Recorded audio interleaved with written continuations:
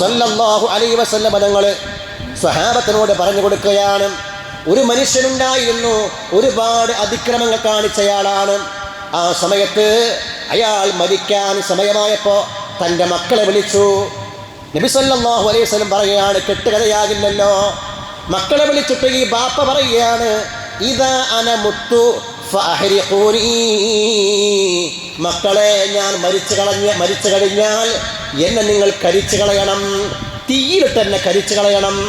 ഞാൻ മരിച്ചാൽ സുമ്മ തുഹനൂനി, എന്നിട്ട് നിങ്ങൾ എന്നെ പൊടിയാക്കണം, എന്നെ നിങ്ങൾ പൊടിയാക്കണം.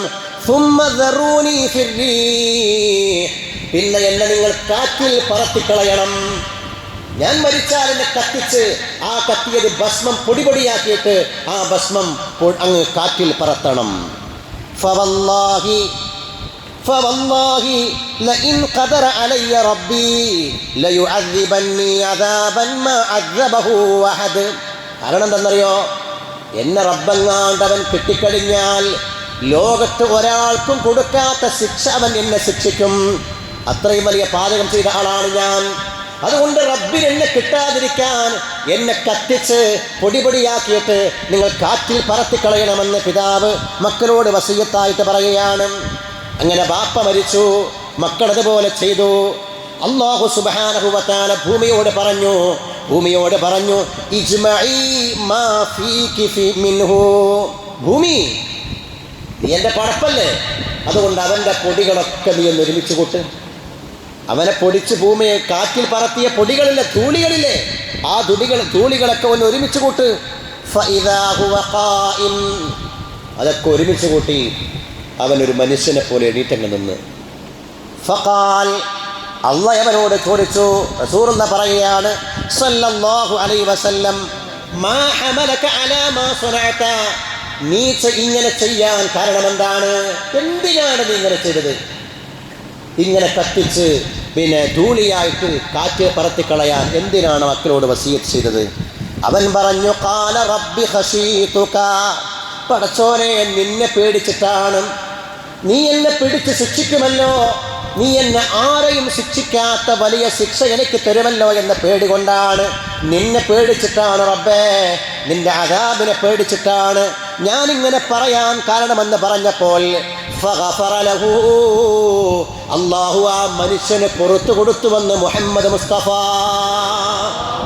ചെയ്തത് തെറ്റാ, പക്ഷെ അവനങ്ങനെ ചെയ്തത് അള്ളാനെ പേടിച്ചിട്ടാണ്, പടച്ചോനെന്നെ ശിക്ഷിക്കല്ലോ എന്ന് പേടിച്ചിട്ടാണ്, റബ്ബിന്റെ അദാബിനെ പേടിച്ചിട്ടാണ്. അങ്ങനെ റബ്ബെ നിന്നെ പേടിച്ചിട്ടാണ് എന്ന് പറഞ്ഞപ്പോൾ, നിന്നോടുള്ള ഭയം മാത്രമാണ് ഞാൻ അങ്ങനെ ചെയ്യാൻ കാരണമെന്ന് പറഞ്ഞപ്പോൾ അല്ലാഹു സുബ്ഹാനഹു വ തആല അയാൾക്ക് മുഴുവൻ പാപങ്ങളും പുറത്തു കൊടുത്തു എന്ന് ഇമാം ബുഖാരി ഉദ്ധരിച്ചിരിക്കുന്ന ഹദീസാണ്. കള്ളക്കഥയല്ലല്ലോ, നാവ് കൊണ്ട് സത്യം മാത്രം പറഞ്ഞ മുഹമ്മദ് റസൂലുള്ളാഹി സ്വല്ലല്ലാഹു അലൈഹി വസല്ലം. അത്ഭുതകരമാണ് അല്ലാഹുവിൻ്റെ റഹ്മത്ത്. ആ റബ്ബിലേക്ക് നമ്മൾ ചെന്നാൽ അവൻ നമ്മളെ റഹ്മത്ത് കൊണ്ട് പൊതിയും. അവൻ നമുക്കെല്ലാം പൊറുക്കും, എല്ലാം പൊറുക്കും. നമ്മളെ ആരെങ്കിലും ഒന്ന് ചീത്ത വിളിച്ചാൽ നാം പിന്നെ അവരെ ഏതെങ്കിലും നിനക്ക് സഹായിക്കുമോ? നമ്മളൊരാളെ ചീത്ത വിളിച്ചു, ആളുകൾക്കിടയിൽ ഇട്ട് വഷളാക്കി, നമ്മൾ പിന്നെ അയാളെ സഹായിക്കോ? അയാൾക്ക് എന്തെങ്കിലും നന്മ ചെയ്തു കൊടുക്കുമോ? എന്നാൽ നബി സല്ലല്ലാഹു അലൈഹി വസല്ലം ഞങ്ങൾ പറയുകയാണ്, മാ അഹദുൻ അസ്ബർ അലാ അദൻ സമിഅഹു മിനല്ലാഹ്. അള്ളാഹനെ ഇവ ചീത്ത വിളിച്ചു, എന്നാലും അള്ളാഹുവിനേക്കാൾ വലിയ റഹ്മത്ത് കാണിക്കുന്ന ഒരാളെ നിനക്ക് കാണാൻ കഴിയില്ല. യദ്ഊന ലഹുൽ വലദ്, ചില ആളുകൾ അള്ളാഹ്ക്ക് മക്കളുണ്ട്, സന്താനങ്ങളുണ്ട് എന്ന് പറയുന്നു, അതിനുവേണ്ടി അവർ ലോകത്ത് പ്രബോധനം ചെയ്യുന്നു. സുമ്മ യുആഫീഹിം വയർസുഖുഹും, എന്നിട്ടും അല്ലാഹു തആല അവർക്ക് ആഫിയത്ത് കൊടുക്കുന്നു, സൗഖ്യം കൊടുക്കുന്നു, അവർക്ക് റിസ്ക് കൊടുക്കുന്നു. അല്ലാഹ് വലിയ റഹ്മാനാണ്, വലിയ കാരുണ്യവാനാണ്. പരിശുദ്ധ റസൂൽ സല്ലല്ലാഹു അലൈഹി വസല്ലം.